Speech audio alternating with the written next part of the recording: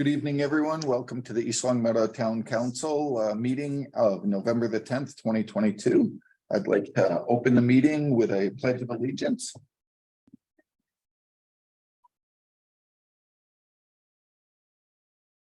Pledge allegiance to the flag of the United States of America and to the republic for which it stands, one nation, under God, indivisible, with liberty and justice for all.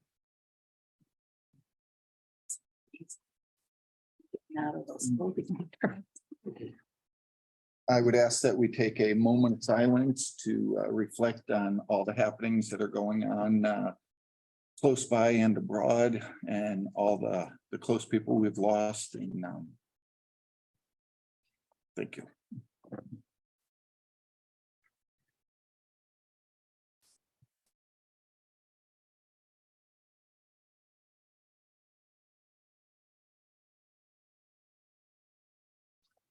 Thank you. Okay. I need to announce that this meeting is being recorded by LCAT. With regards to Mass General Law, I have to ask if anyone else in the room is recording. If so, please state your name and address. Okay, seeing none, we will jump right into the meeting. Public comments. Jeannie, do we have anyone? No one signed up. Okay. Don, do you see anyone? There are no attendees. Attendees. There is no public comments. Council comments. Does any counselor have anything that they would like to share? I had a question quick before we get going. Go ahead, Matt. I noticed on the agenda, there's no agenda item for like action items for next meeting. So I don't know if I should just bring up that now or if we want to do it later. I just don't want it getting lost in kind of the, you know, after the executive session around there. Yep. Unless I missed it. I might have read over it. You know what, Matt, what I would suggest then is maybe we add it under old business and we'll just talk about, or do you want to do it right before we go into executive? I'm happy to do it under old business. Does that work for everyone? Sure. Thank you. Okay. Kathy, I saw your hand up. Thank you. Just an acknowledgement to our clerk, Jean Quaglietti, and our assistant clerk, Jackie Sullivan, and all of their helpers and poll workers, and you call them captains, whatever, you know, your precinct clerks, and that whole cadre of people who absolutely do a 5-star job on any given election day. Things run so smoothly that everything is so organized. And given that we had a very good turnout,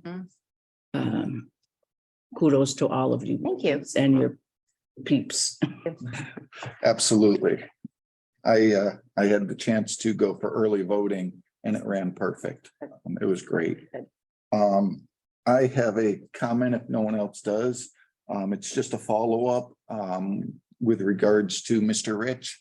I had told you that I would be in touch with our attorney. I've sent you all the letter that we sent to Mr. Rich.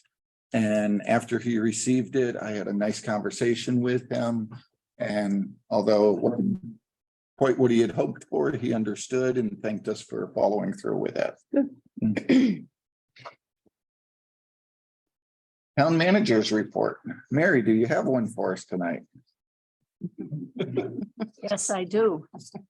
Thank you, Councilor Page. Kathy Hill took the words right out of my mouth. They're not in the top of the report because the report was authored before the election, but I certainly echo her praise of Jeannie's office and the work they do, and not only this election, but everyone and everything in between. So second that.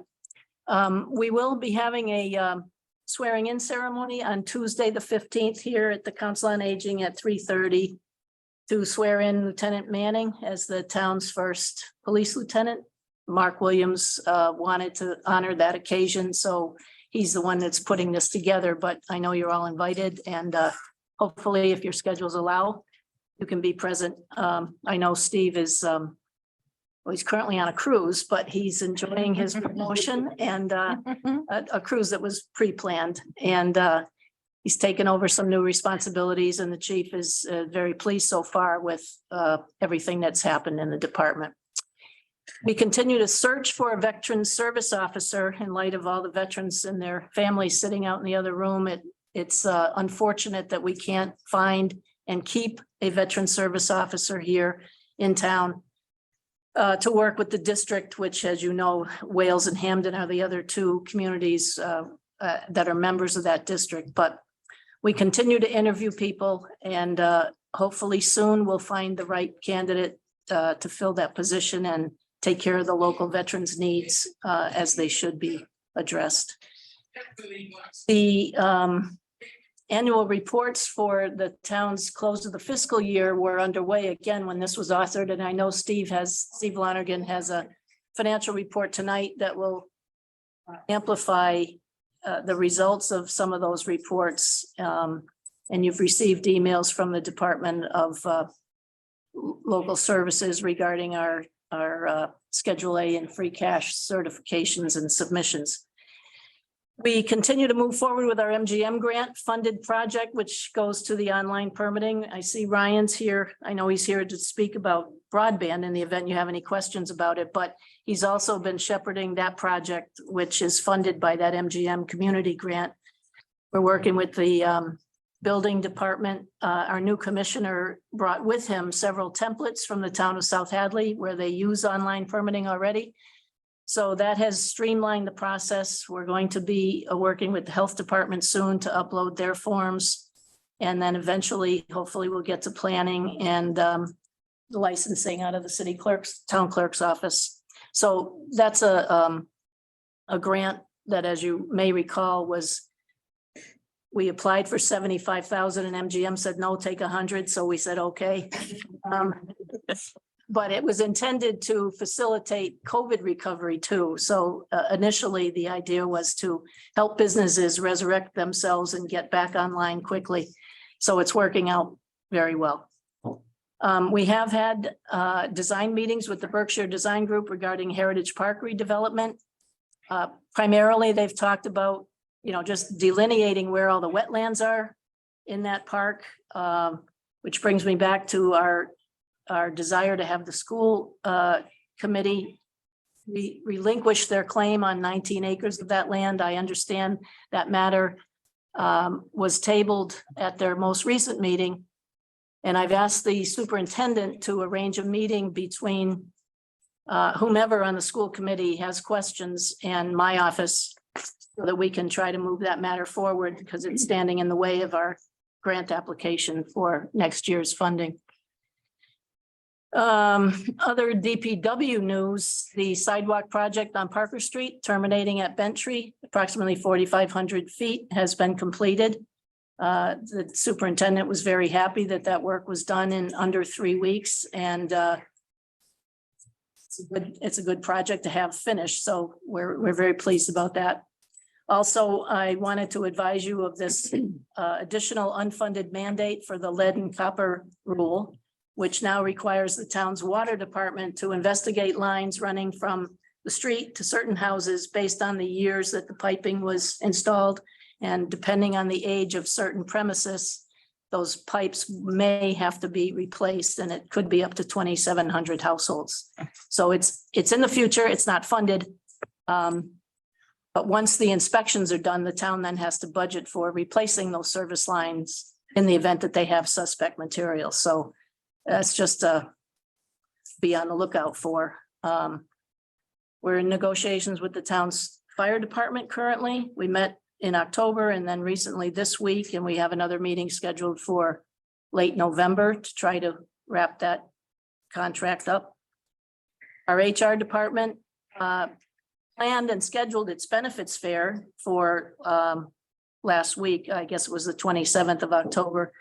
It was in this room, and unfortunately that week, every single person that works in our HR department was out ill. So as I mentioned in my report, my assistant Debbie House, as well as Tammy Spencer and Tom Christensen, were kind enough to backfill and see that that event could still take place. So we were all here trying not to answer questions of a substantive nature, but at least direct people to our benefits coordinator when she returned to work, and to make sure that the vendors who had made plans to, spend their time here with our retirees were able to conduct the fair. And I think it was successful. There was a lot of traffic in and out. We didn't get any complaints anyway, so I trust that whoever had questions, we were handing out Megan Emmerich's business cards left and right.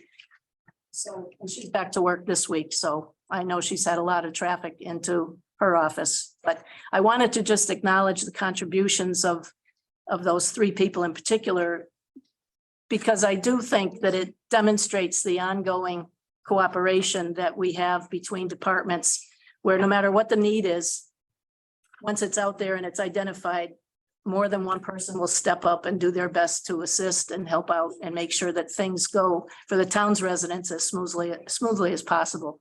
So I'm very proud of all of those people who contributed that day in particular. And speaking of Tom, he has also drafted the town's first bylaw for our Americans or Commission on Disability. We're a bit delinquent in that we don't have such a commission in town. It's something that the Council on Aging directors of the past have worked on and brought to my attention. And I know Jeannie's been working with Tom back and forth. We're going to try to establish this commission once the bylaw is approved. But like all other commissions in town, the difficulty will be finding people to serve on it. But we're not going to be intimidated by that. We're just going to move forward as best we can. There's also been a notice to proceed received on our hazard mitigation plan. We did get a grant from FEMA in the amount of $20,000.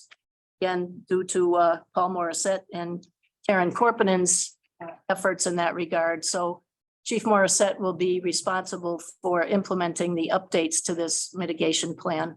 As I think he's got about a year and a half, well, 3 years, according to my report, 36 months to get it completed. On the Westcom front, we met again in October and last Friday. We're continuing to discuss improvements to operations, particularly on the fire and police side with notifications. And then the other major topic is the building and the renovation of the former Salter College over in Chicopee, which is going to house the site. They're still hiring.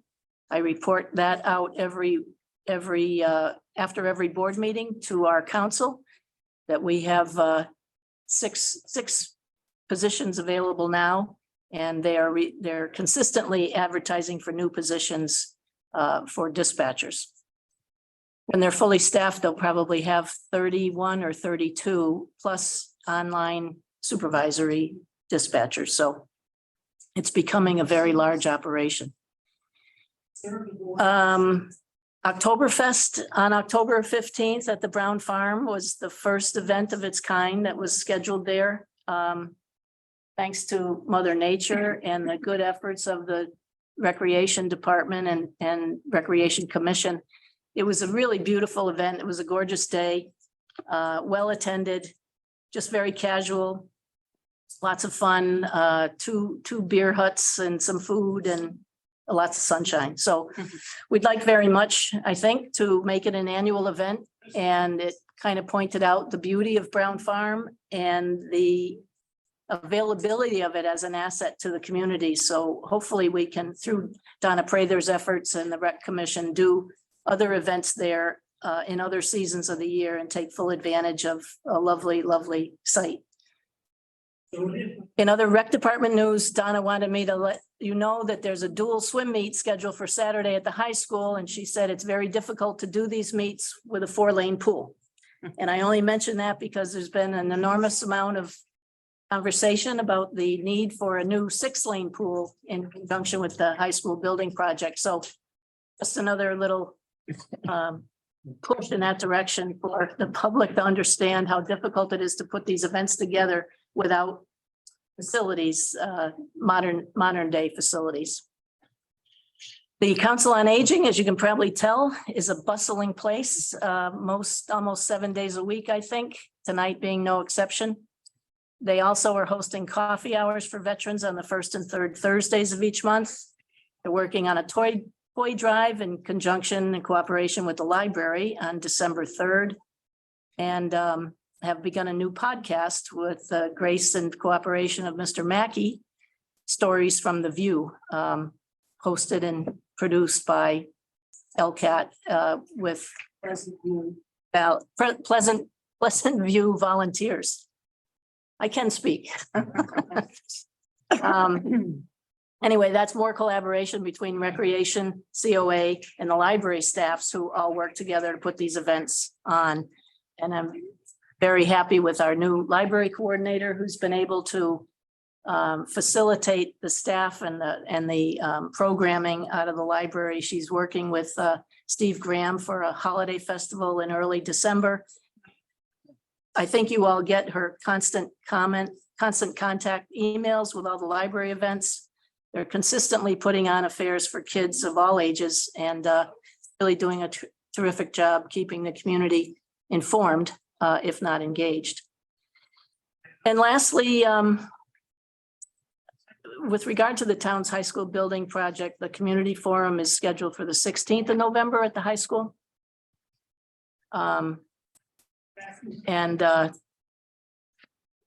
I got two locations in there. I think when I wrote this, I wasn't sure whether it was going to be at the high school or at the senior center. So I'll have to verify that. I think The that high school? 5:15 for tours. Okay, I was right the first time, so we can delete at the senior center section of that sentence. Again, I would just encourage anybody who's available at that date and time to attend, because I think the more education you get about the project itself, the better informed you'll be when it comes time to cast a ballot and make a decision on the options that the school building committee has presented to the MSBA. And town hall will be closed tomorrow. However, there is a parade scheduled at 10:45 from the Veterans of Foreign Wars building over to the side yard of town hall for a wreath laying service and a small ceremony that is conducted each year. So hopefully that will take place outdoors if the weather cooperates, and it will be held at the VFW hall in the event of rain. So that's it. Sounds good. Thank you. Any counselors have any questions for Mary? Connor? Not a question, but just a note, when you were mentioning the unfunded mandate about the utility lines to the homes about water. I did notice in when I was reading this morning, the MMA Beacon newsletter from November, they did mention a bill talking about like $115 million going to a clean water trust fund. That part of that is the lead service line planning program. So there might be potential. Good. Maybe when Senator Lesser gets here, he can let us know if any of that's going to be allocated to us. But thank you. One of my questions for Senator Lester. Mike? My question would be in this same subject matter, and through the chair, maybe Tom can answer. But it's my understanding that the town would own and maintain the water from the main to the front side of the curb box. And generally, the residents own from the back side of the curb through to the house. So I'm not sure where the burden, the financial burden totally falls on, whether part of it's for the town or part of it would be for the homeowner. But I would also mention, I hope they look into this further, because that copper pipe that comes from the backside of the curb box also continues through probably 90% of the homes that are in town, all the way up to their faucet. So this is something that really needs to be looked at seriously, because it's not only a burden for the town, but I believe anything on the backside of that curb box, as I said earlier, would probably fall on the resident. Do you agree? Yes, Okay. that's the homeowner owns from the curb box, but I don't, Bruce would know more, obviously. Bruce and Felix have been, just mentioned it, basically. Right, we were just Yeah. made aware of it this week. So any further information that they can discover, they'll certainly share with us, and we'll share with you. Comments, questions? Okay, Thank you, Mary. Moving forwards, we have some minutes to approve. I would be looking for a motion for the October 11th open session minutes. I move we approve October 11, 2022 open session minutes. Second the motion. Having a motion made and seconded, is there any discussion? Hearing none, all those in favor? Aye. Aye. Aye. Any opposed? Nope. Matt, I didn't hear you. Did you say aye? I was muted. My bad. Okay. Thank you. And then we have the October 11th, 2022 executive session minutes. I move to approve October 11, 2022 executive session minutes. Second. Motion made and seconded. Any discussion? Hearing none, all those in favor, please say aye. Aye. Any opposed? That passes. Under number 7, we have communication, correspondence, and announcements. I don't believe Senator Lesser is here yet. Do we need to take other items out of order, Sure, I'd make a motion if you'd like. please? I move that we move to 8 public hearings A for our 6 o'clock tax classification hearing until such time that Senator Lesser is available, and then we move to 7A and return normal order. I'll second that. Any discussion on it? Hearing none, all those in, Yes, if I can, we skipped 7B though. We did. Jeannie's report. yeah, I figured we'd go back Okay, and Do the whole- hit 7 all at once, fair enough. if that works. Yep, it's fine. Okay, all those in favor, please signify by saying aye. Any opposed? Okay. So we have a public hearing. Means I have to jump to this. Okay, the public hearing is to determine the percentages of tax levy to be borne by each class of real and personal property for fiscal year 2023. The council members are Anna Jones, Kathy Hill, myself, Ralph Page, Marilyn Richards, Connor O'Shea, Michael Kane, and Matthew Boucher is on Zoom. Jeannie, could you read the notice, the legal notice into the record? Sure. Notice is hereby given in accordance with MGL Chapter 30A, Sections 18 to 25, that the East Long Meadow Town Council will hold a public hearing on Thursday, November 10, 2022 at 6 p.m. in the Council on Aging Media Room, 328 North Main Street, or via Zoom webinar.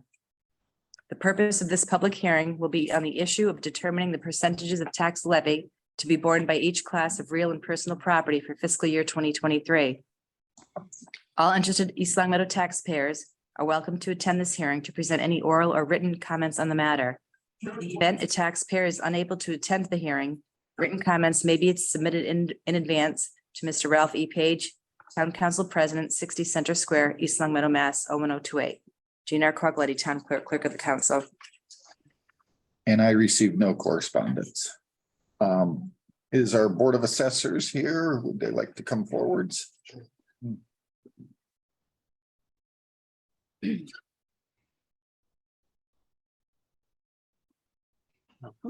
Welcome. Hi, guys. Do you need to open a meeting? Is there a full? We do now. We're continuing from the meeting we had behind you. Oh, okay. Marty Grudgeon, Chairman, Board of Assessors with Director Diane Bishop. And thank you for having us. And before we get into what on the screen, I'm just going to talk about how the Board of Assessors come up with the values from town. So this past year, we are going up 10% for residential, which is an all-time high. Last year, we went up 6%. Commercial industrial are going up 5%. And we're proposing a tax rate drop of about $1.09. So commercial industrial, based on their average, about 828, 792, will see a decrease in their taxes.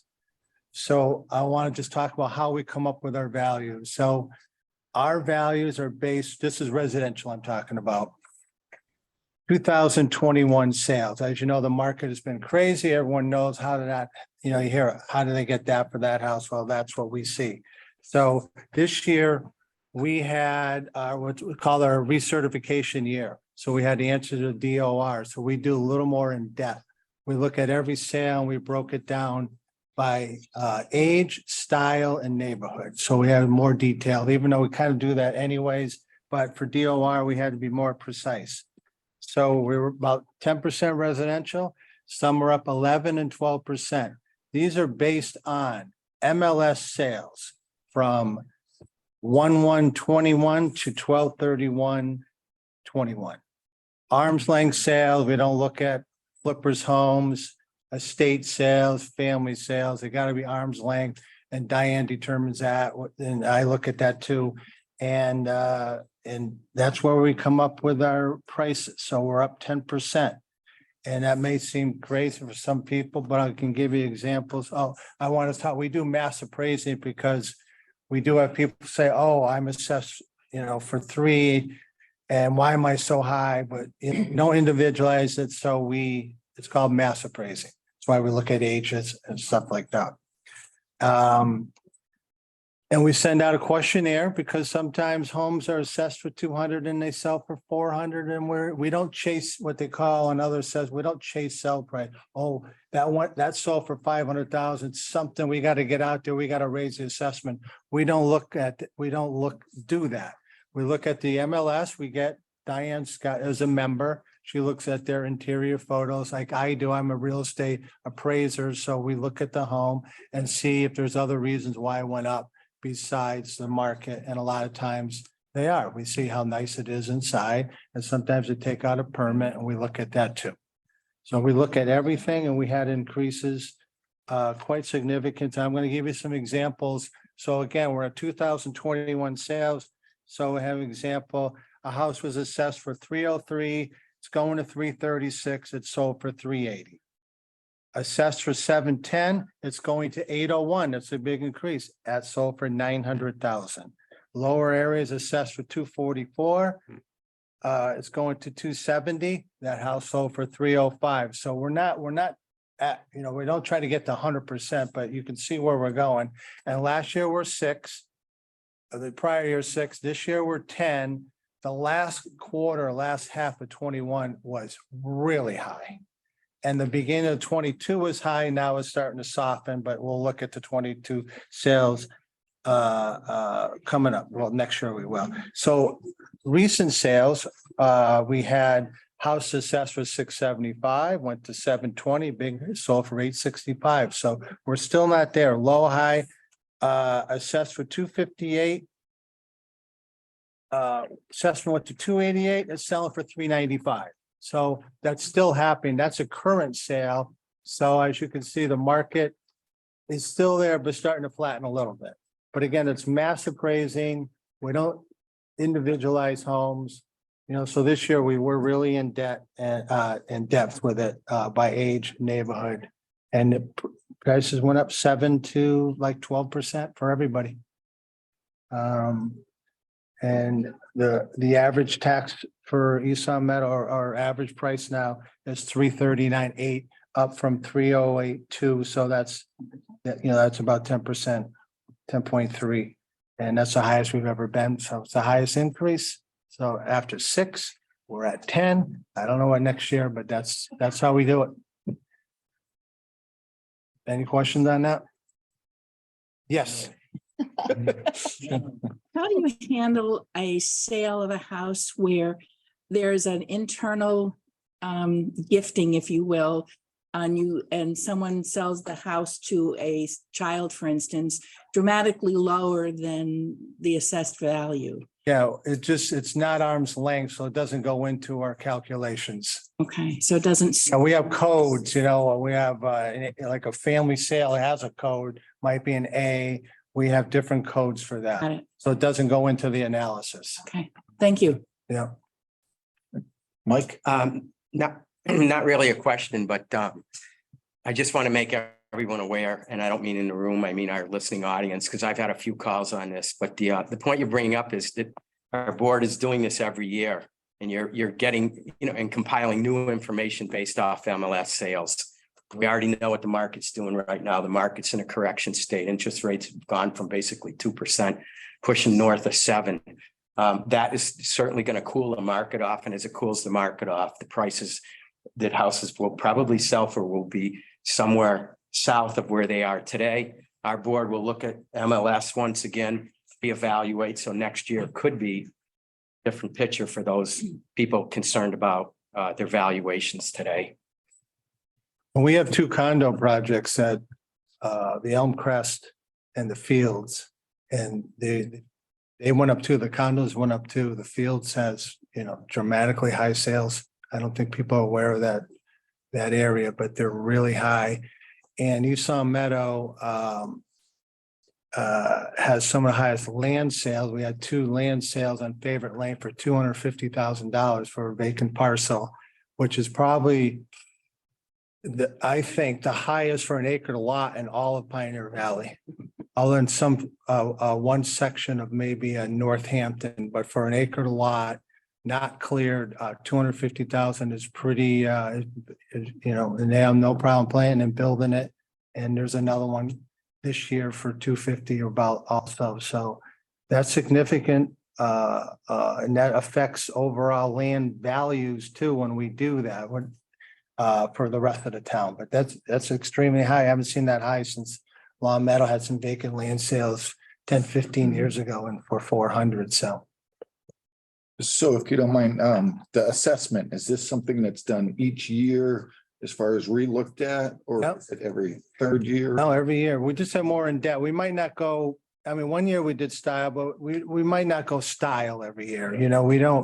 We broke it down to bungalow and cape and colonial. So, and age, usually the age, older home goes with the bungalow. So next year we won't break it down by style, the style, we give it like some kind of quality grade or an age grade too. So, and we look at homes, we have to view homes every year. Inspect as many as we can, knocking on doors, send them a letter. We're going to come just to update our stuff. And, they're pretty good letting us in, but sometimes they don't let us in. And then we use MLS, but we do individual inspections. Outside firm, we don't. Diane does sometime. I've done a couple of the unique properties, but yeah, we try to inspect properties all the time. And, to correct mistakes sometimes. It says a half bath, they don't have one, but yeah, we're in properties. We try to do a third every year, I think, right? A third, yeah. Any other? And me being a real estate appraiser, I may add, our department led by Diane, we're top assessor office in the county. 3 counties, no doubt about it. They call Diane all the time. That I can believe. They do. Okay, so do you want to go into? So now we can go into what's on the screen. Very well. My turn, thank you. So every year we do this tax classification hearing. And we always stress to the counselors that these, it's illustrative only. We have not set a tax rate yet. We're hoping that the tax rate will be what we're projecting. It could be up a little, it could be down a little, but we are not here to vote on a tax rate. We're here to vote on if we're going to have a factor of 1 or 1 tax rate for all properties or a split tax rate. So tonight, the town council will make that vote, and they may also vote to adopt a residential exemption and or a small commercial exemption. So when we start looking at all of our numbers, we always have to start at fiscal year 2022 and what our prior year's levy was. And that was at 47,811,90, and our tax rate was $20.19. At that point, we start with that levy and we're allowed by law to add 2.5% to our levy, and any new growth that we picked up from new construction in our community. And this year we did come up with new construction value in tax dollars at $630,358. That is a huge increase than many other municipalities just do not see. So our town is still growing. People are taking pride in their homes. They're having constant improvements to their homes along with new construction. I just want, she's right. Our new growth is always really high, really good, and we're always higher than the abutting communities. I think maybe Belchertown, which is building crazily, and maybe Westfield might be a little higher, but we're above Wilbraham, Hamden, always Long Meadow. They don't get new growth. So once we add in that 2.5% to our levy and our new growth, we are also able to add in any debt exclusion. These were votes of our community in prior years that was voted outside of the levy. We still have our library construction and our school modulars that we're still paying for. That was a debt exclusion. That totals $151,936. So now our new levy plus our debt exclusion that we can actually spend up to for this year's budget is 49,000,007. Looking at these numbers, they're all starting to mix up. 789,071. So naturally, when we start putting a budget together, our town manager and our municipal finance director never want to spend up to that amount. And we know that the town council doesn't want us to spend up to that amount. We try to do the best we can to provide the best services. And the projection that we had was well below that amount, leaving hopefully, if everything is approved, about a $2.7 million of excess levy capacity. If that excess levy capacity noted, if we have a single tax rate, it is projected to be $19.20. And as Marty had mentioned, I can't remember I do know this, $1.09 less than in the last fiscal year. So now the town council has to say, do we want to have a factor of 1 and every property value be taxed at $19.20, or do we want to split the tax rate? So on this page, you can see that if you split it a 5% or 10% or 25% or 50%, the way that the tax rates shift. You will notice that residential tax rates will decrease, very small, and commercial, industrial, and personal property tax rates will increase significantly. As Marty mentioned, that the average single-family home is, for residential homes, are $339,800, and the average commercial and industrial value is at $828,100. If we were to shift 50% to commercial, industrial, and personal property, a residential average home assessed at $339,800 would see a savings of $629. That same average commercial, industrial, or personal property would see an increase of $7,175. So it's something that we really have to consider. One thing I meant to mention is for the listening people, this is all on our town website, on the main page of the newsflash, and on the assessor's page if they need to get a closer look. So when we get into the historical perspective, you can see since fiscal 16 through the proposed fiscal 23, the residential levy has sat between 82 and 84%, with our commercial, industrial, and personal property ranging between 16 to 18%. And that's telling us that we have a much smaller commercial, industrial, personal property base than we do residential. We also try to focus on how we compare to other communities that are similar in nature to us. And naturally, no other community has tax rates set yet or approved, so we can only base it on what took place last year. And you can see that we have 3 communities that are a little bit below us in average tax rate, 2 communities that are quite a bit higher than us. So we're falling at that middle or just a hair above. That is what I have for this factor of 1 or a split tax rate. If anyone has any questions that they would like to ask before I move on to the 2 other potential adoptions, I could take a break and answer any questions or move on. What is the pleasure of? Don't have any questions?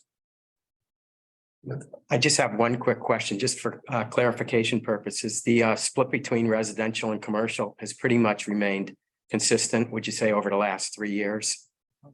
Yes. Okay, continue. The next thing that we will just touch base is a residential exemption. And a residential exemption does not change the total valuation of the residential values. All it does is shift the tax burden between potential owner occupied properties and rental properties, but also shifts a higher burden to higher priced homes, regardless if they're owner occupied or rental. So there were 16 communities that have adopted this out of 351. And if you look at the list of communities, they are the Cape, Boston, in that area where there is a very high residential, rental communities. And so they want to see the burden go more towards rentals than to owner occupied. Here in East Long Meadow, we have limited, we know we have some, but it is limited. It's mostly our owner occupied homes here. So my personal opinion, I don't think it is something that would benefit the town of East Long Meadow, the residential people, to shift that burden in between the residential class. The last thing that the council would vote on, if they so chose, is a small commercial exemption. And again, a small commercial exemption, you have to be less than $1 million, and it has to be solely occupied by businesses that have less than 10 employees. And they have to be qualified on the Division of Unemployment's list. I have tried to verify this list, and their lists are not always as up to date as what it should be. So when I say that there are approximately 57 commercial properties that might qualify, there's a lot of up in the air of some of those may not even qualify.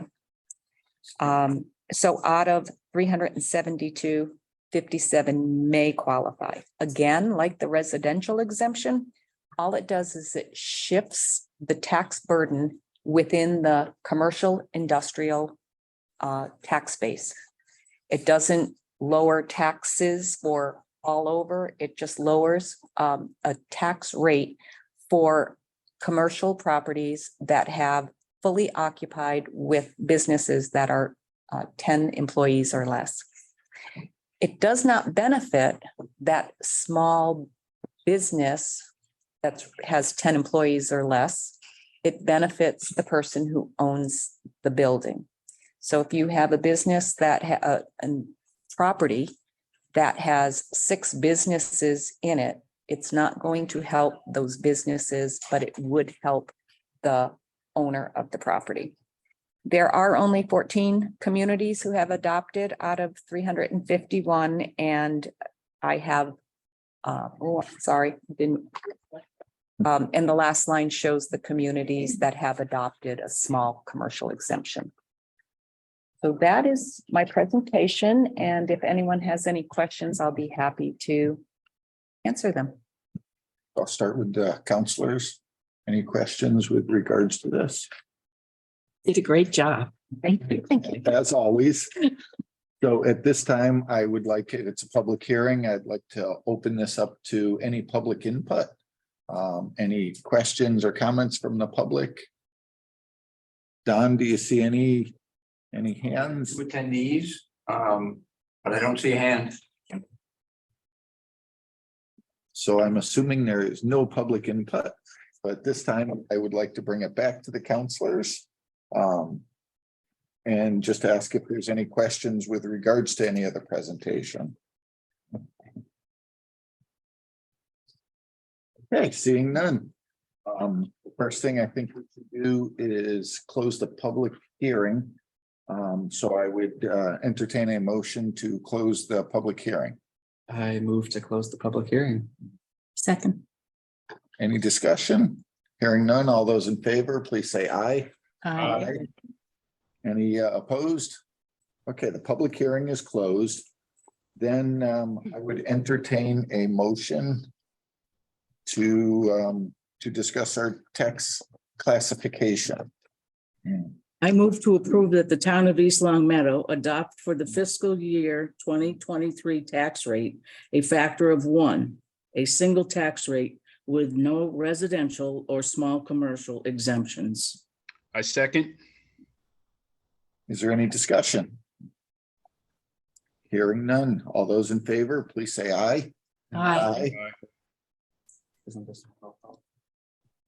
It is a roll call vote. Thank you. So I will start with a roll call vote. Good catch. Anna, Yes. Kathy, Yes. myself is a yes. Marilyn, Yes. Connor, Yes. Mike, Yes. and Matt. Yes. Thank you. So we verified it with a roll call. Thank you very much. Greatly appreciate the presentation. Thank you.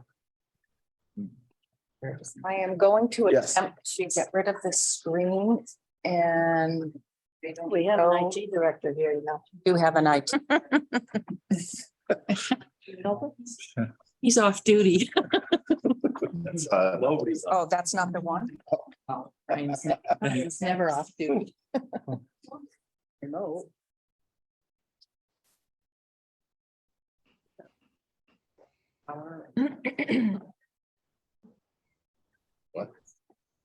Push the power on.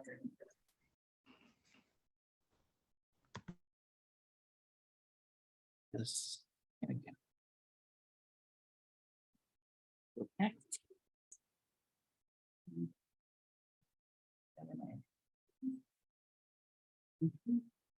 Okay.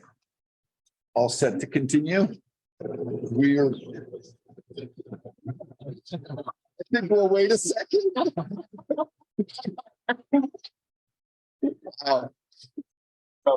Does anyone have any WD-40? Okay, at this time, we will go back to number 7A, which is a legislative update. I see Senator Lesser has arrived. If you would please come up. It's wonderful to have you. Which chair? That's more comfortable. Yeah, I was like, someone does look a little flimsy. More state aid. Yeah. Senator, thank you for joining us. So what can you tell us about the state and what's going on? I know we've submitted some different questions for you, some concerns that we have, and I'm going to open the floor to you. Great. Well, thank you, Mr. President, Mr. Chair, and thank you to the members of the board. I certainly can get into a detailed update on things. I know there are several questions that you submitted. We did pass finally a very significant economic development bill last week. We're awaiting the governor's signature on that. He has until Sunday, I believe, in the 10-day window to sign it. You know, knock on wood, that'll be signed by Sunday, and then that hopefully the money can start flowing to community shortly thereafter. But before I kind of got into the details of that, I'm obviously only going to be in office for a few more weeks, and we're in the process of preparing my successor. State Senator-elect Jake Oliveira was elected this week, but I really wanted to come here to say thank you to the board and most important to the people of East Long Meadow. It's really been a lot of fun and a great honor to work as your state senator for the last 8 years. And it's really been the greatest professional honor of my life, and I owe it to my constituents. And I really want to say thank you to each of you for your partnership over the last 8 years. And I really want to thank the municipal team in East Long Meadow, our fantastic town manager, Mary McNally, who we've done a lot of work with and worked together on a lot of projects, the incredible town council, and certainly superintendent, police chief, fire chief. I'll get in trouble if I start naming. It's a great town, a great community. We always had a really close partnership and got a lot done. And we certainly have a lot of unfinished business. So I'm not moving, I'm not leaving. It's not goodbye. You'll see me at Coughlin's and everywhere else. But I really just wanted to come by to say thank you. We appreciate that. Like I said, we Appreciate that. appreciate all the time you've spent over the years here, updating us on everything. So there was a couple questions. Crumbling foundations. Yes. Time to go now.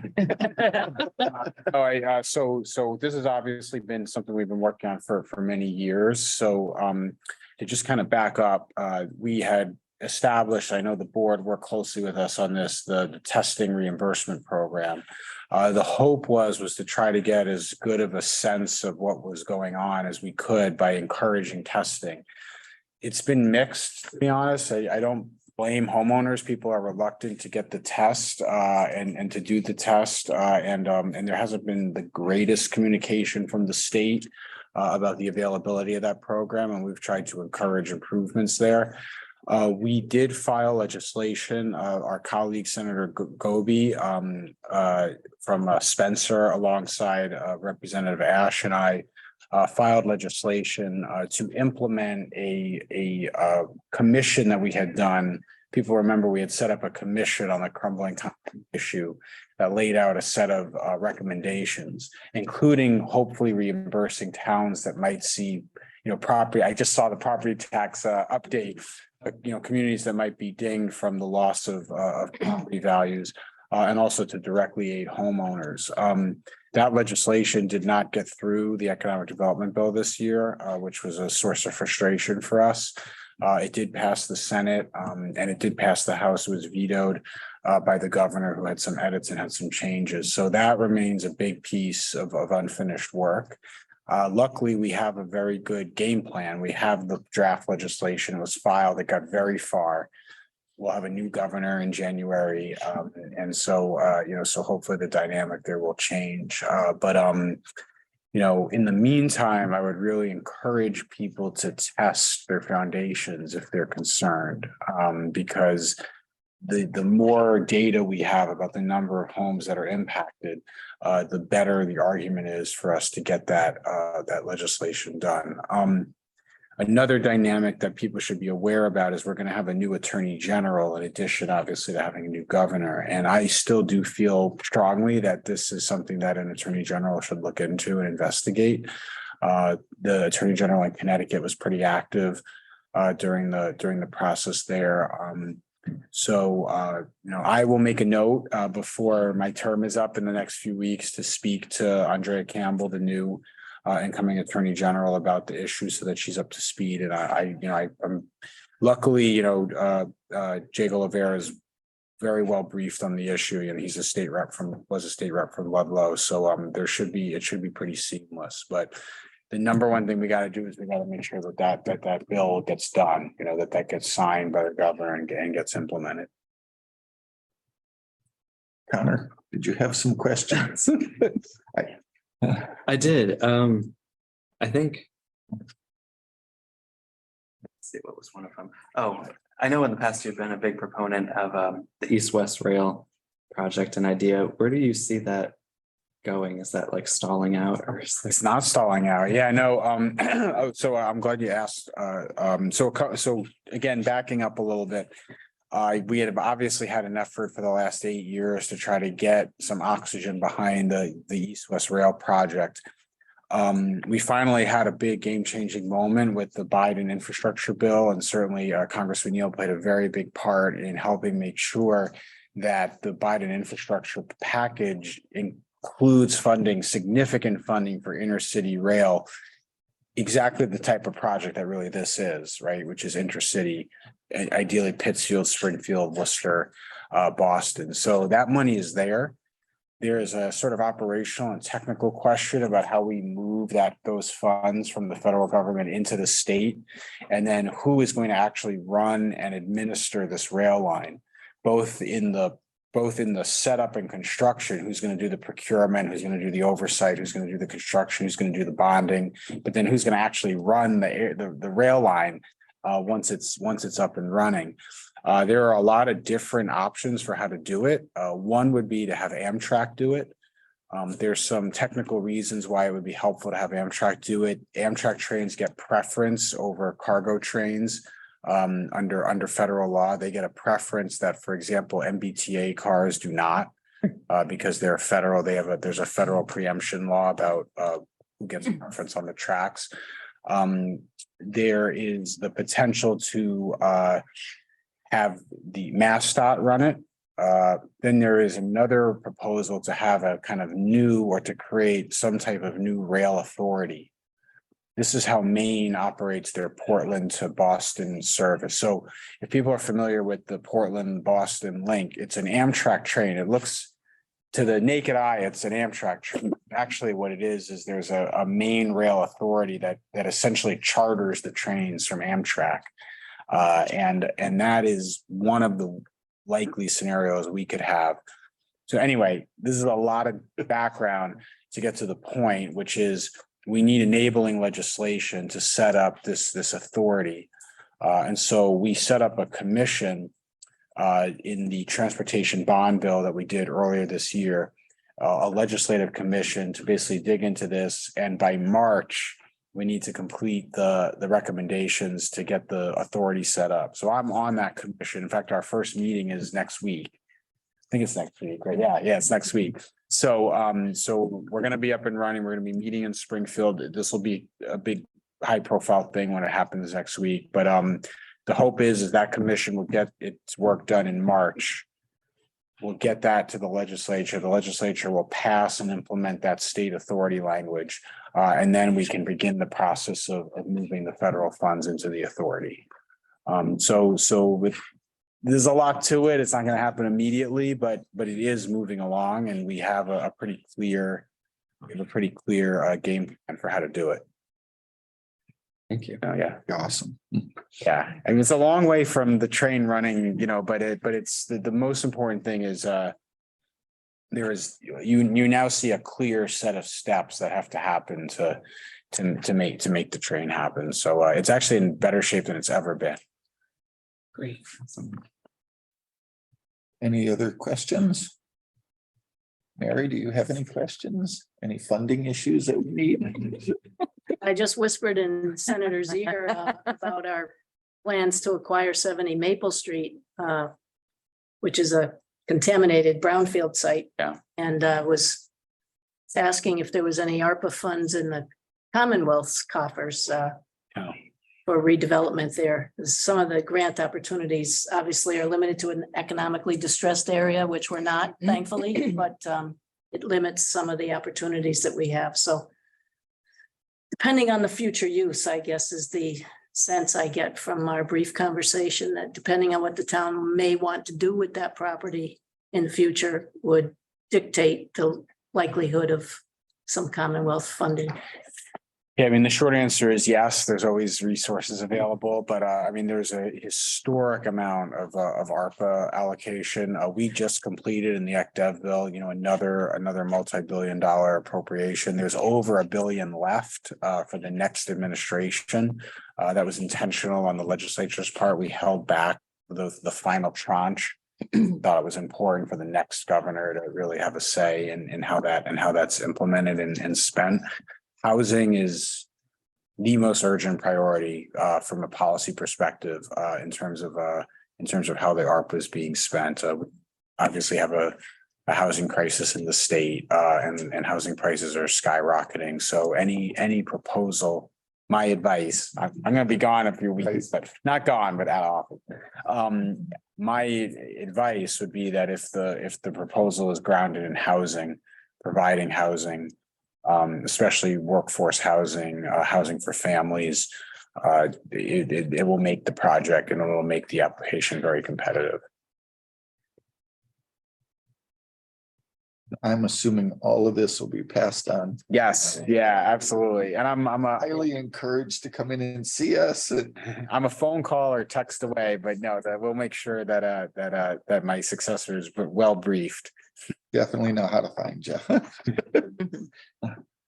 Any questions, Mike? Anyone else? Connor brought up my question. I was having some car trouble and I was hoping the train might be working. Yeah. You gotta fly, you gotta wait. Fly. For me, I just want to thank you, Senator. You've been great to work with over many different venues over the years that I've known you, and you've always been cordial, supportive, helpful, appreciative, and gracious. So thank you very much for all of that. And the whole town echoes the same. Thank you. It's been wonderful having you come in and update us, and you don't always see that a lot of times, and we greatly appreciate it. Thank you. And Absolutely. I can't picture you being done. I suspect you have some plans in the works somewhere. Keep us posted. No, I appreciate that. Yeah, I am taking a little vacation. I was going to say, in the meantime, enjoy your family. I'm sure you're very busy. Thank you. I appreciate that. Thank you. Thanks. I'd just like to thank you personally too for personally and professional help over the last 5 years. Yeah, thank you, Mike. Appreciate that. Good. I do need to give a shout out to our town clerk. I mean, it has not been an easy time to be. Yeah, I mean, so thank you for I see that those avalanches of ballots and paper and everything else. So thank you. Yeah. You're welcome. Makes it look easy. Yeah. Thank you so much. Thank you so Thank much. you. Really appreciate it. Thank you. Who's next? I know. Speaking of clerks. Speaking of clerks. Bye, Jen. Probably a little- Not easy to sneak out. I know. It really isn't. Thank you. Night. Bye. Okay, we are gonna jump to 7B, which is the November 8th election report. Right, right. So the handout that I had given you to people at home, it's on the website. It's the unofficial results. And it's considered unofficial because we're still going. It's not over yet. These are the results that were given at the end of the night. We have provisional ballots. We're still investigating. We are, I think we have all of our overseas ballots. We also have any vote by mail ballots. We can still accept if they're postmarked November 8th or earlier. And we can receive those up until 5 o'clock Saturday. So we have to tally those. We're going to hand count, tally those in a public meeting on the 16th. So once we get all that done, we can certify to the state. We have to the 23rd to certify to the state. So it's not over yet, but the big push is over. So every time, and I said this to Mary this week, I'm just so grateful for my staff in the office and my election workers and all the department heads and support of the council is very meaningful to me and the town manager. So thank you all for that. And speaking of the library director, we had early voting in the library for 2 weeks, including 2 Saturdays, and Katie was just right on there. Got there early to let us in. She lent us one of her sandwich board signs, anything we wanted. She was just fantastic. She's great. So I'm just going to go over the highlights of the unofficial results. There was 54.5% turnout. That's 7,036 voters. And 3,800 of those were early voters. So more than half of those votes were early. So we had 600 early in person and way over 3,000 for the vote by mail. So the volume in the office is just You have to count for every piece of mail when it goes out, when it comes in, Detail. and then file them by precinct, by street, so we can check them off at the polls on election day. Right. It's just amazing, a lot of work. So again, kudos to everybody involved in that. The close races in East Long Meadow, Haley Driscoll, for governor, lieutenant governor, very close over Dillon Allen. James McMahon, very close over Campbell, and Bill Galvin, not so close, but over Brayla Campbell. And I think, as I said, the questions. Question number 1, raising the taxes on income for $1 million and over.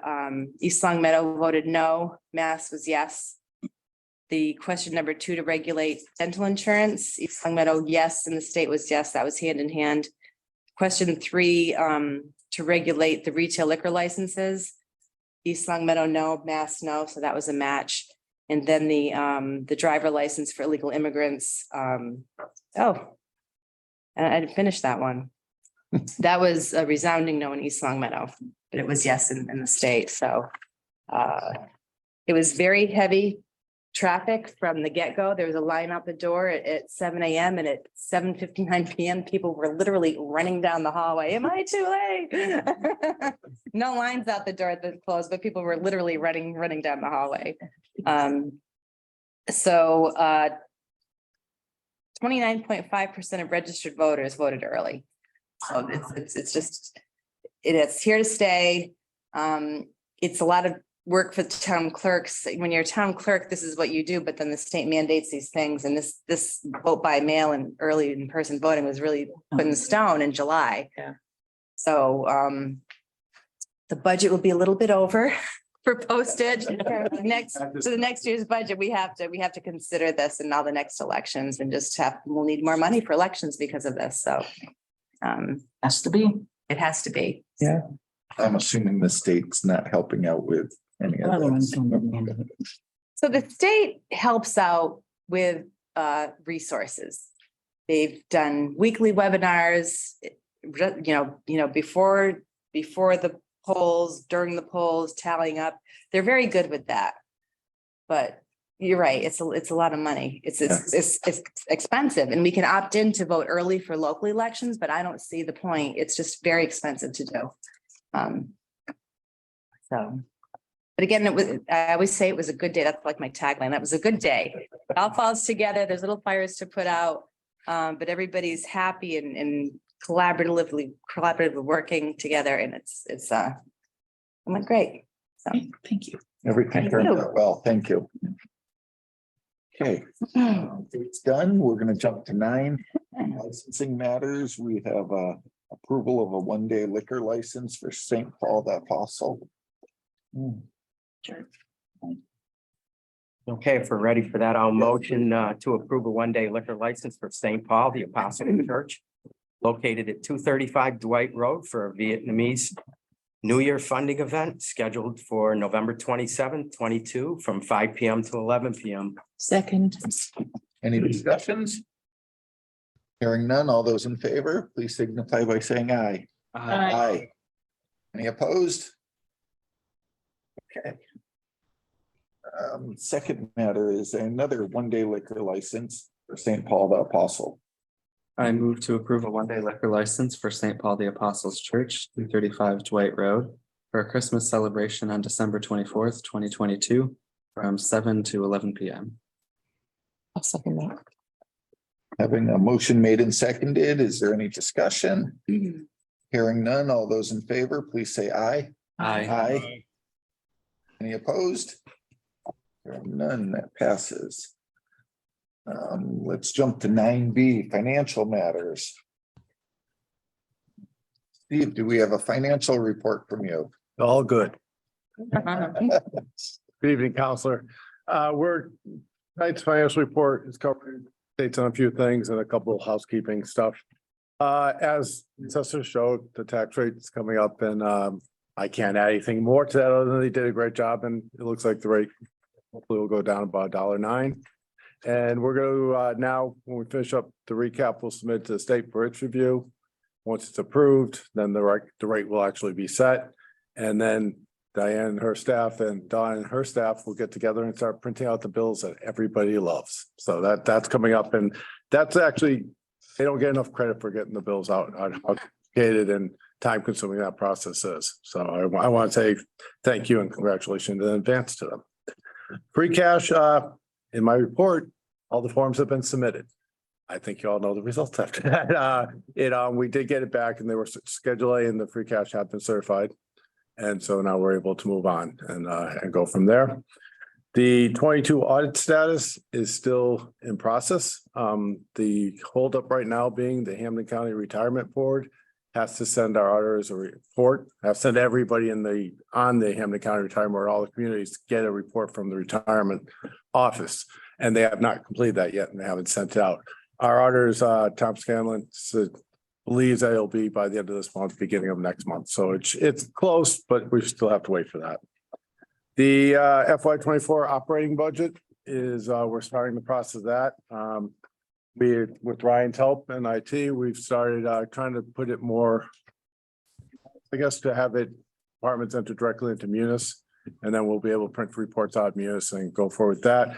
We are going to have training for that because it's a completely different way than what the department heads are used to, starting next week. And we'll start scheduling that with different departments, so they can get up and running.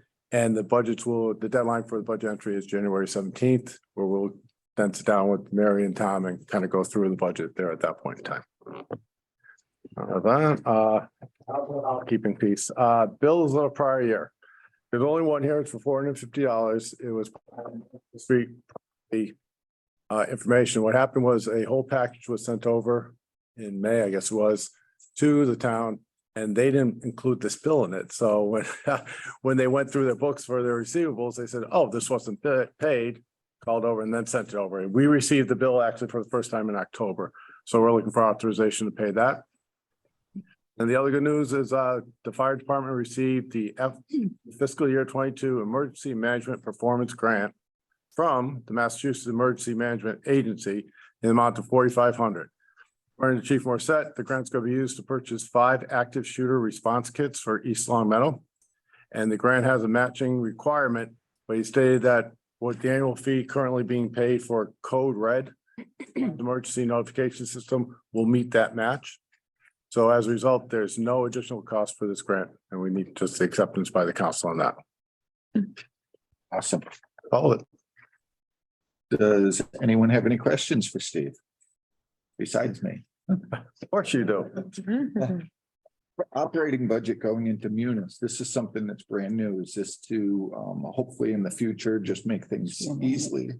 It should be easier to compile, to pull the budget package together. It should be easier to read and easier to follow. It'll already be in Munis when we start. Munis has 4, actually there's more, but we're using 4 levels. So the first level will be the department heads enter into the budget, into Munis their budget. Then the town manager and I will review that budget. For the next couple levels, we'll have those to review and submit. I know April 1st and May 1st to the council. That'll be levels 2 and 3, say.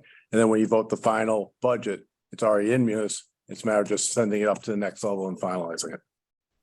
It'll be more efficient, and I think the department heads, once they get used to entering it directly into Munis, will like it better. Yeah. No, it sounds great. Like I said, I just think it's something to get used to. Any questions? Steve, thank you. Thank you. Much appreciated. Okay. What did I miss? Got 2 motions. Yes.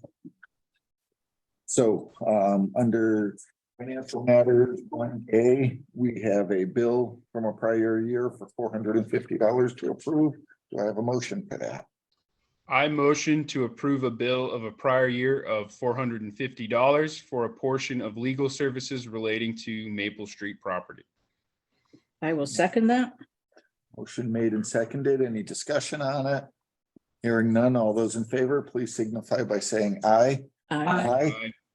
Any opposed? Okay, under B, we have the approval of the Emergency Management Performance Grant. Do I have a motion? I motion to approve FY 22 Emergency Management Performance Grant in the amount of $4,500 per Massachusetts General Law, Chapter 44, Section 53A from the Massachusetts Emergency Management Agency. Second. Do we have any discussion on it? Hearing none, all those in favor, please signify by saying aye. Aye. Any opposed? None.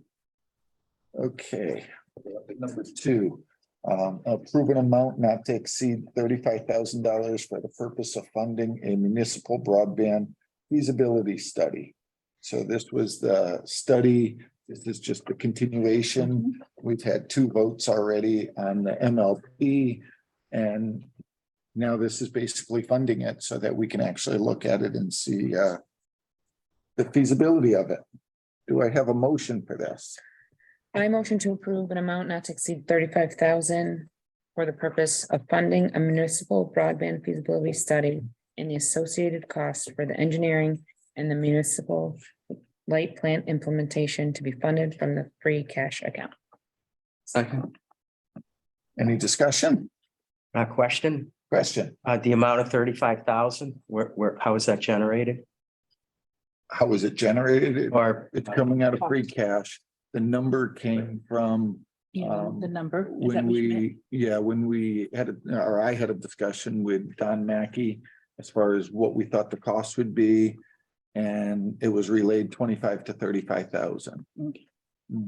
Okay, so it was compiled between our IT and Don.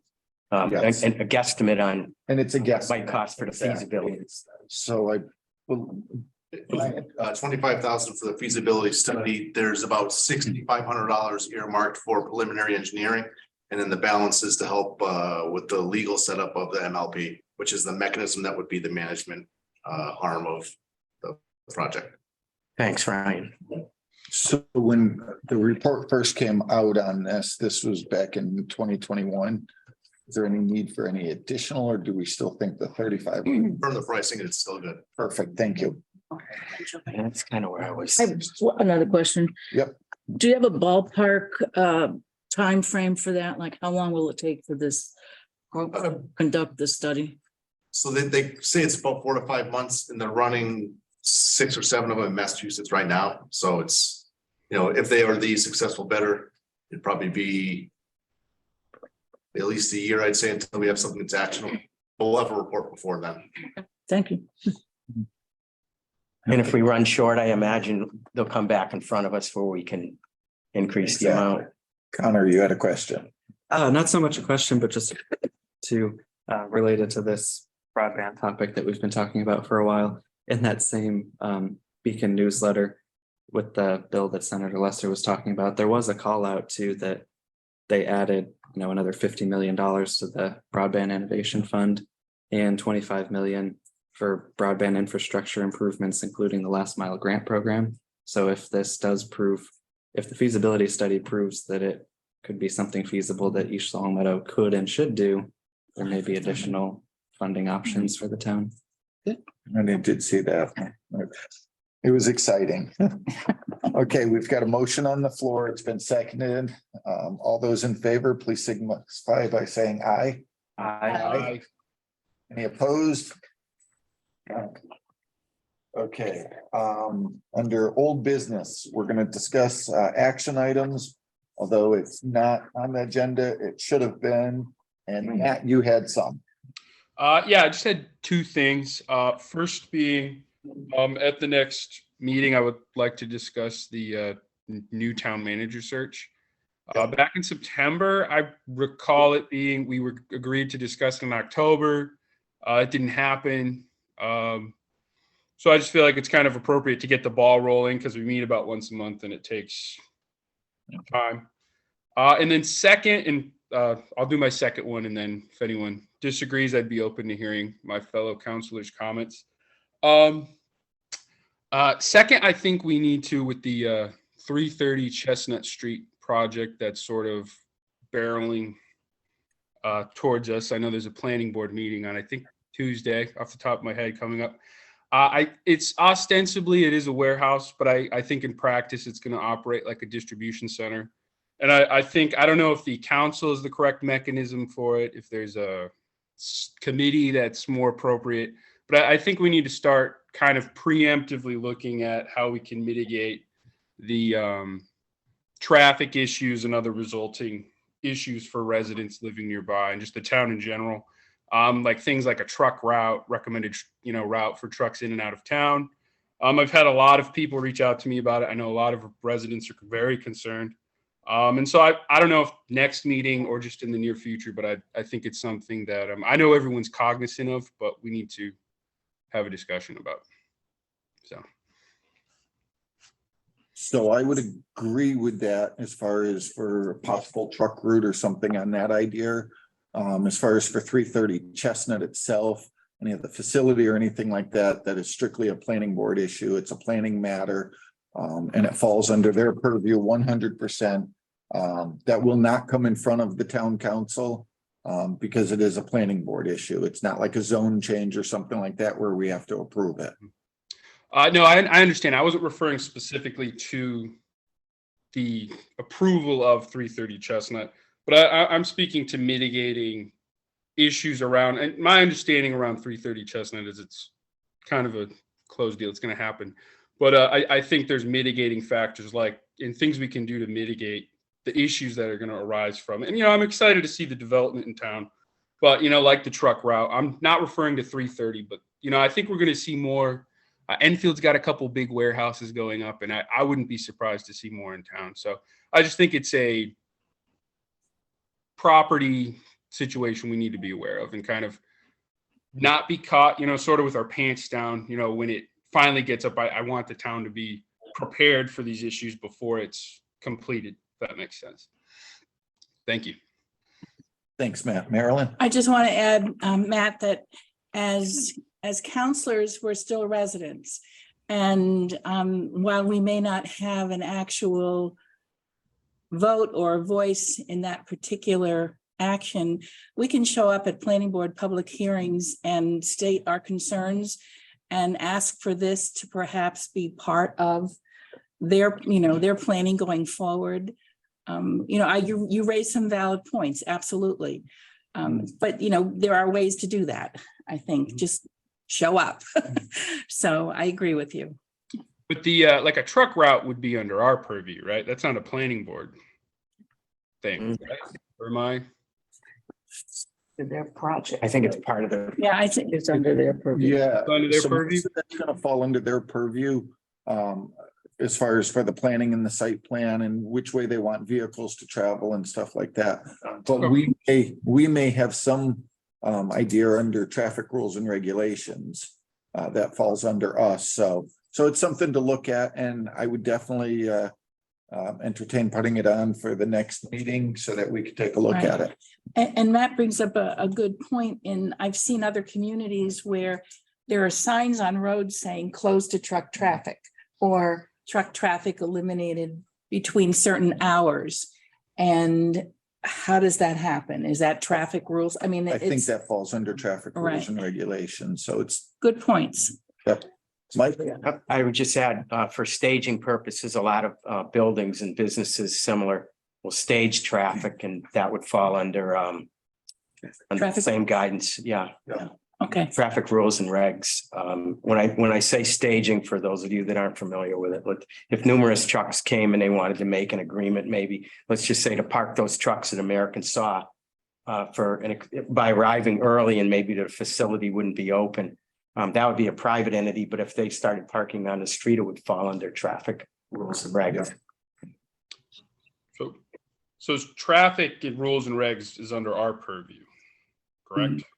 Traffic rules. Yes, traffic rules. Okay, so I think it's, I think it's things like that, things like Councilor Richards mentioned, no truck traffic at XYZ time, especially with the center there. It's, facilitating things like that. I don't have any, recommendations off the top of my head, but I think it's just something we should be cognizant of going into the future. Okay. Anyone else have any items, Kathy? It's more of a housekeeping issue for the council, but could we begin to establish committee assignments for this year that we're in through July?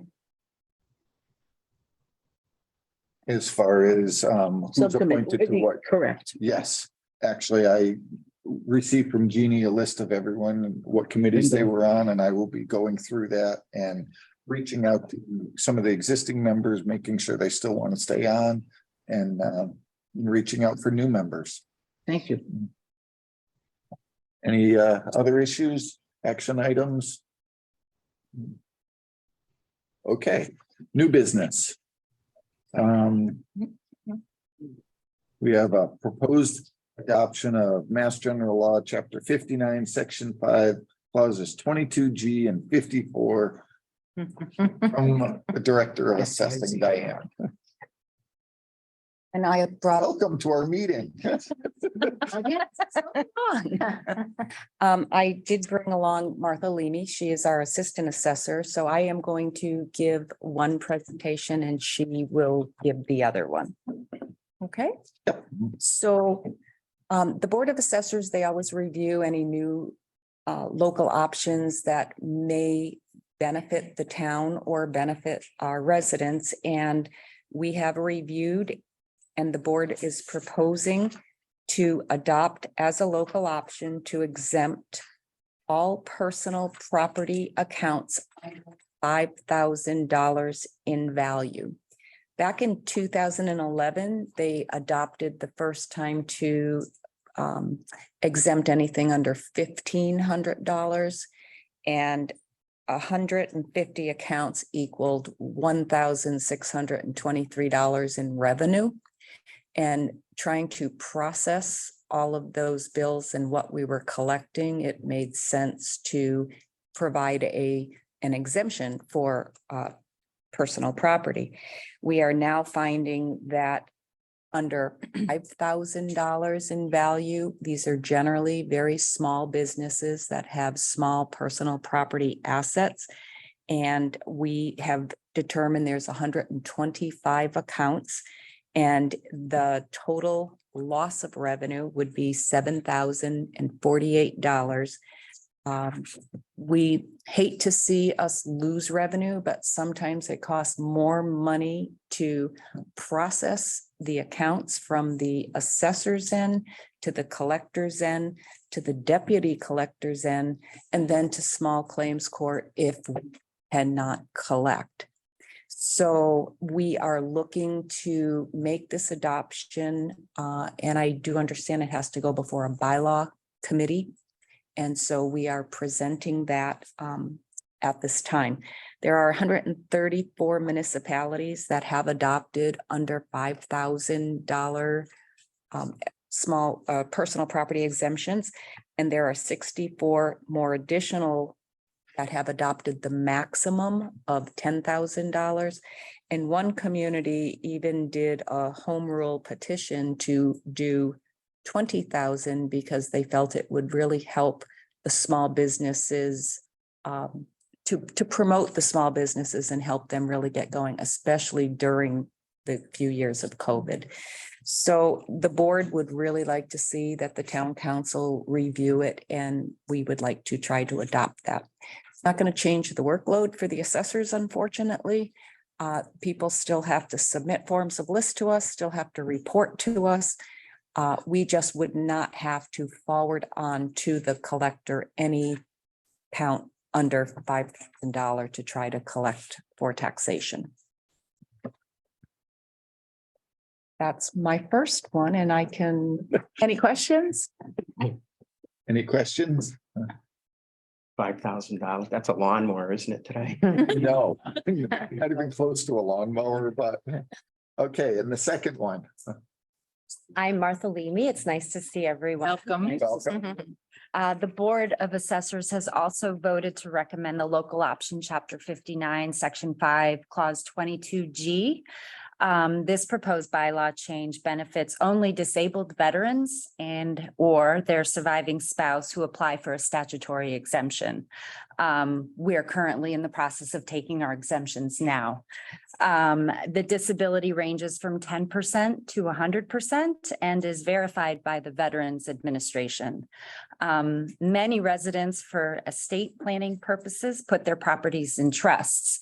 And currently, taxpayer must be a trustee and a beneficiary in order to qualify for the exemption. And we do ask for their trust documents so we can verify that they are a beneficiary, which is sometimes not easy to find that in the wording. Chapter 59, Section 5, Clause 22G allows for the disabled veteran or the surviving spouse who occupies the home as their domicile to have their home in a trust regardless if they're a trustee or not. Got it. Any question? So actually, I had a question and Jeannie had answered it for me, but I wasn't sure if we were able to adopt just certain clauses within laws of Mass General Law. And I guess we've done this before. I remember back, there's a couple different ones that we've adopted. And then my next question is the process. This doesn't sound like we have to create a bylaw per se to do it. We have to basically adopt or accept Mass General Law. Decide whether you want to adopt it or not. Okay.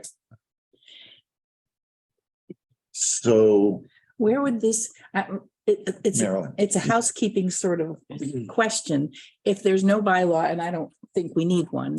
I think years back, before we changed things, in the back of our general bylaws was a listing of the statutes that the town would adopt at town meeting.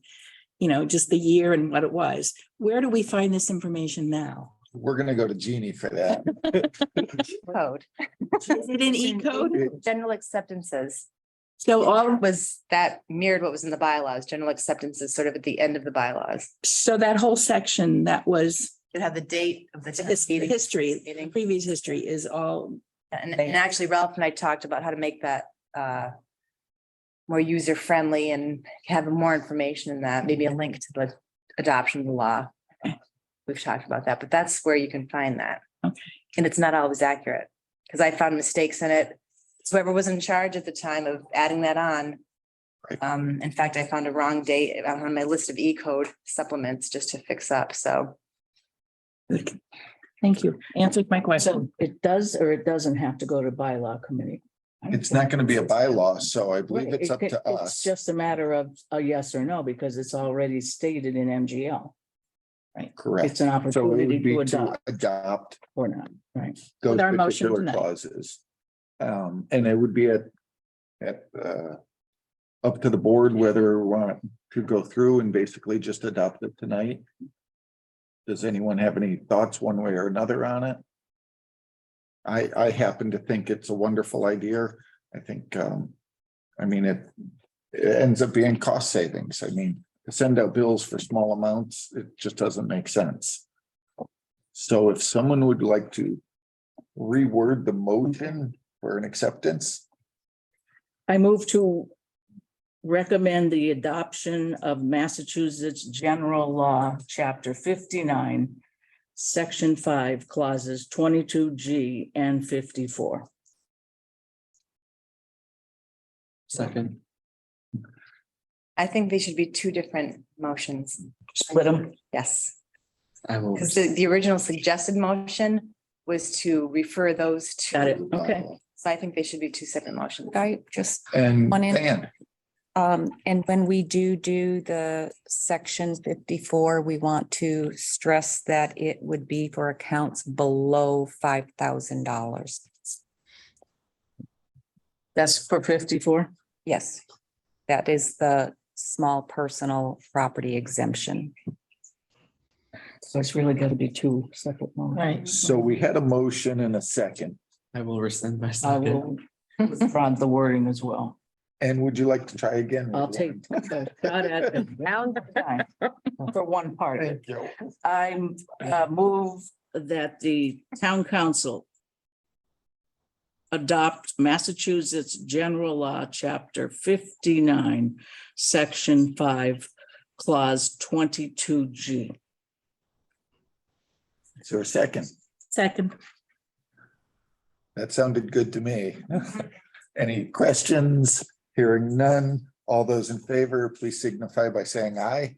Aye. Aye. Any opposed? Okay, that portion passes.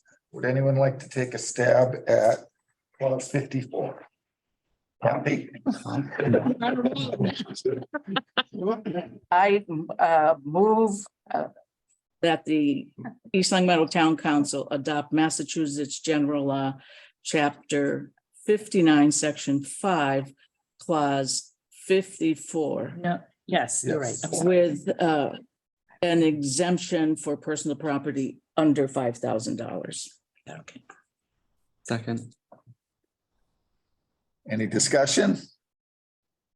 one, is it under 5,000 or up to and including? Yeah, like 5,000. Under 5,000. Under, okay. Okay. All those in favor, please signify by saying aye. Aye. Any opposed? Those measures pass. Thank you very much. Thank you. Definitely worth the wait. Safe travels. More time. Efficient. Have a Night.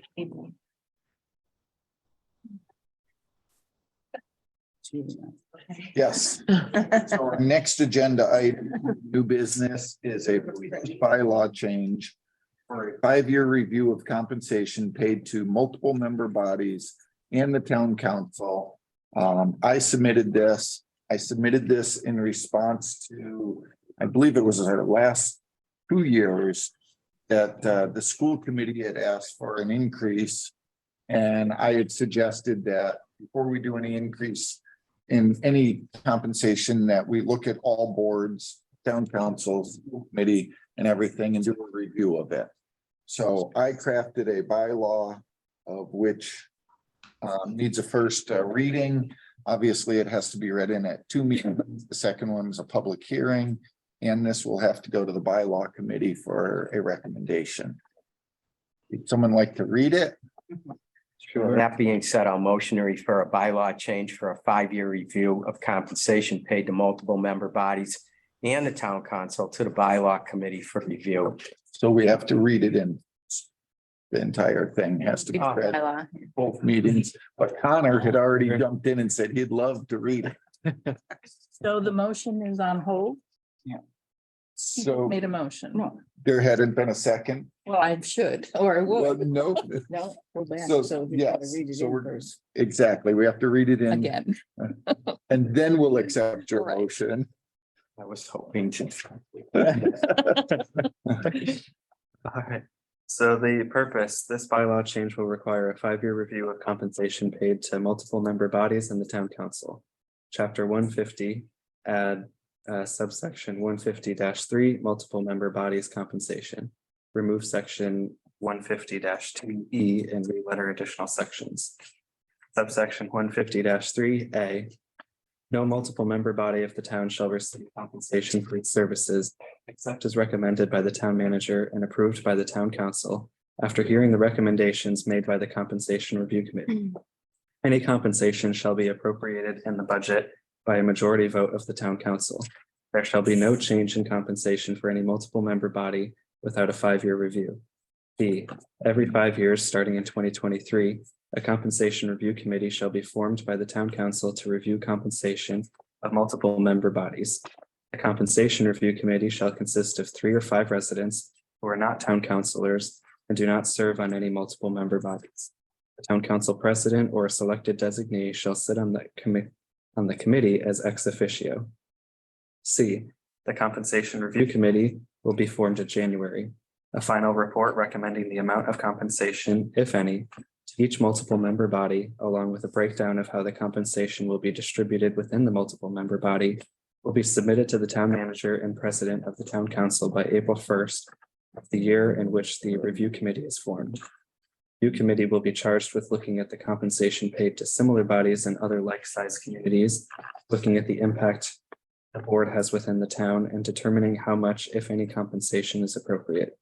D, this compensation review committee will also be charged with looking at the compensation paid to the town council as referred to in subsection 37-3.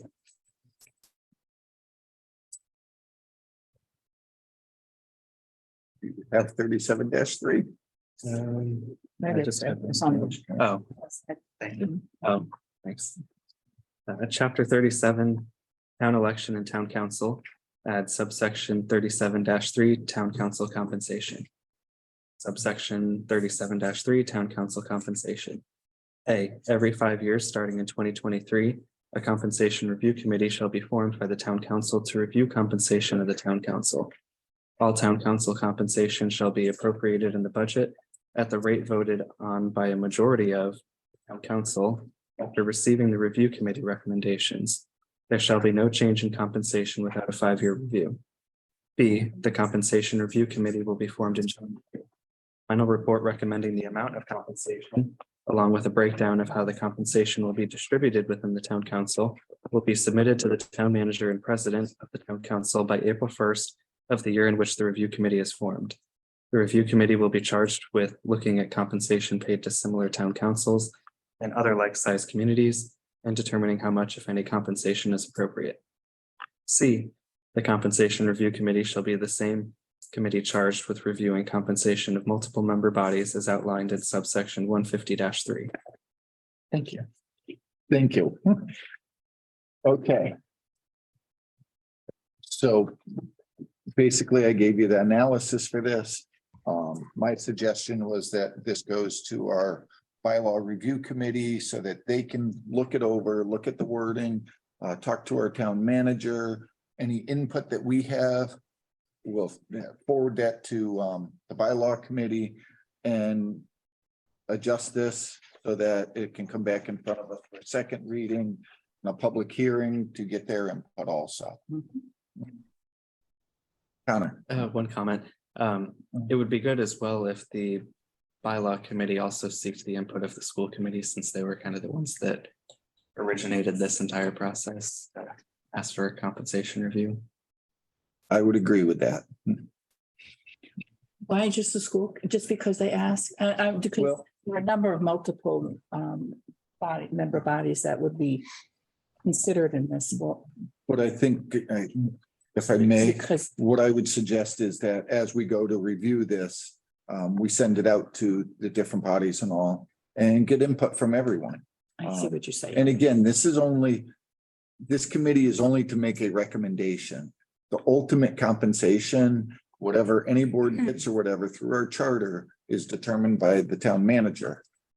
So this is just a suggestion after looking at all towns, what they get and all.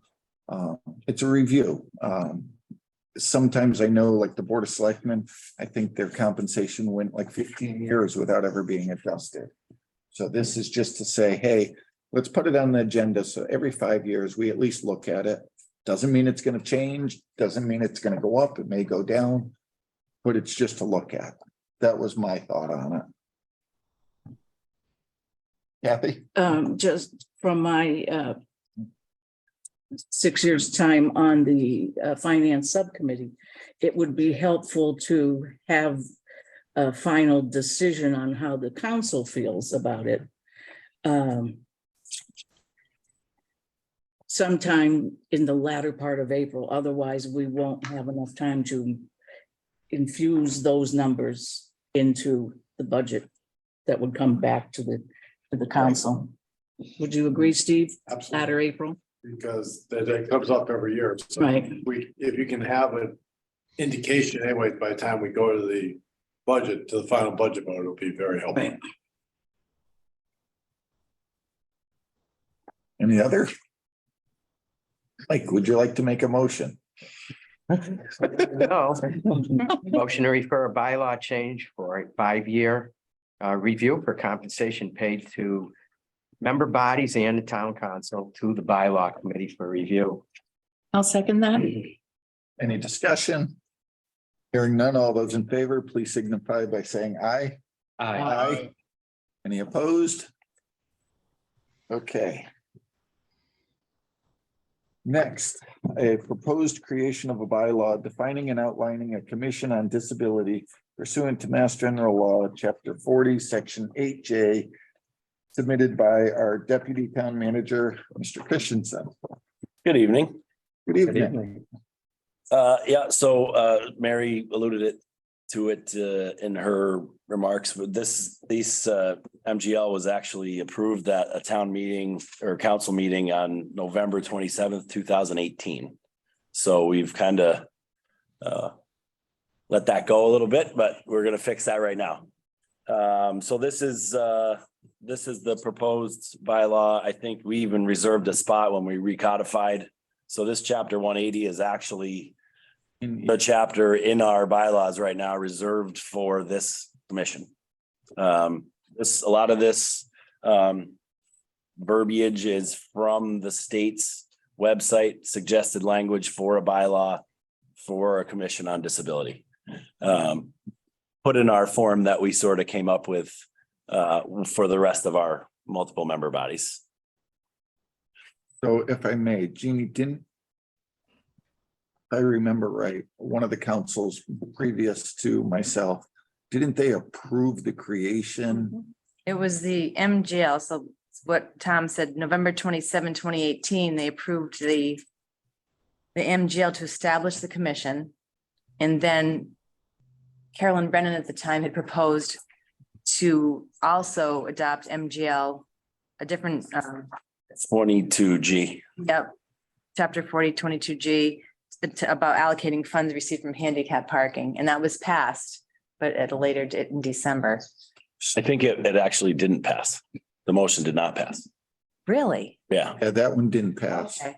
but the creation of this passed. Yeah. So this is basically to create a bylaw for a commission that we've already approved. Right. Right. So is there someone that would like to do a first reading on this?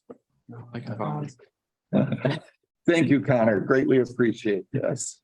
Adopted the bylaw. Chapter 180, Commission on Disability, subsection 180-1, membership term appointment. 1, the commission shall consist of 7 members appointed by the town manager. The majority of the members shall consist of people with disabilities. One of the members may be a member of the immediate family of a person with a disability. Yeah. 1 member shall be either an elected or appointed official of the town. 2, the members shall initially serve the following terms. A, 2 members shall serve 1-year terms. B, 2 members shall serve 2-year terms. And C, 3 members shall serve 3-year terms. After the initial term, all members shall serve 3-year terms. Subsection 180-2, vacancies. 1, vacancies on the Commission on Disability shall be filled by the town manager. Subsection 180-3, purpose. 1, pursuant to MGL Chapter 40, Section 8J, the purpose of the Commission on Disability is to coordinate or carry out programs in coordination with the programs of the Massachusetts Office on Disability in order to bring about full or equal participation in all aspects of town life in the town for people with disabilities. Subsection 180-4, powers and duties. 1, the Commission on Disability shall review and make recommendations about policies, procedures, services, and activities of departments and agencies of the town as they affect people with disabilities. 2, the commission shall research local problems of people with disabilities and coordinate the activities of other local groups organized to meet the needs of people with disabilities. 3, the commission shall initiate, monitor, and promote legislation at the local, state, and federal level, which advances the equal status of people with disabilities and ensure that appropriate regulations are adopted and enforced pursuant to such legislation. 4, the commission shall encourage public awareness of disability issues and provide information, referral, guidance, and advice to individuals, businesses, organizations, and public agencies in all matters pertaining to disability. 5, the commission may receive gifts of property, both real and personal, in the name of the town, subject to the approval of the town council. Such gifts will be managed and controlled by the commission. Thank you. Okay. So I would be looking for a motion to refer this to the bylaw committee. I move to refer the recommendation of creating a commission on disability to the bylaw committee for review. I will second it. Any discussion? Hearing none, all those in favor, please say aye. Aye. Aye. Any opposed? Fine. That motion also passed. The multi-member body. Looks like the bylaw committee is going to be very busy. We haven't met in a while, so what the heck? Yeah, I know. Just one. question. Thank you. Yes. Who's in the bylaw committee these days? I don't have it in front of me. I know, And Ralph and Bill, Yeah, but Tom has to come. that's it. so we will be looking at it. Obviously, I will be on as ex officio, non-voting, so I will be looking going forwards and asking if anyone would like to join it. And give up their wonderful days. We can discuss these things. And I will get to that by the end of the week. I'll be sending out emails and requests and asking everyone. But right now, it's Tom and Bill and Jeannie that are still on the committee. I'm not voting. I don't have You're the non-voting. list in front of me. Yeah. And And there is truthfully- there is a definition for what these committees Yes. should be how they should be comprised. So many. Yep, under our rules and That's the regulations, whereas, yep. Okay. Moving forwards. We have an executive session. So I would motion move into executive session to discuss strategy with respect to litigation for Ronald St. Angelo, as an open meeting may have a detrimental effect on the bargaining or litigating position of the public body, the chair so declares. And to consider the purchase, exchange, lease, or value of real property for proposals received in response to recently issued requests for proposals, and to discuss strategy with respect to litigation regarding 330 Chestnut Street, as an open meeting may have a detrimental effect on the bargaining or litigating position of the public body, and the chair so declares, then return to open session. Second. Be a roll call. It's a roll call. And this is a roll call vote. So Matt, I'm going to start with you. Yes. Michael, Yes. Connor, Yes. Marilyn, Yes. Anna, Yes. Kathy, Yes. and I'm also a yes. So we are headed into executive session. Thank you. Welcome back, everyone. I would entertain a motion to adjourn. I move to adjourn. Second. Any discussion? Hearing none. All those in favor, please signify by saying aye. Aye. Any opposed? Thank you, everyone. It was Thank a you. long night. Greatly appreciate it.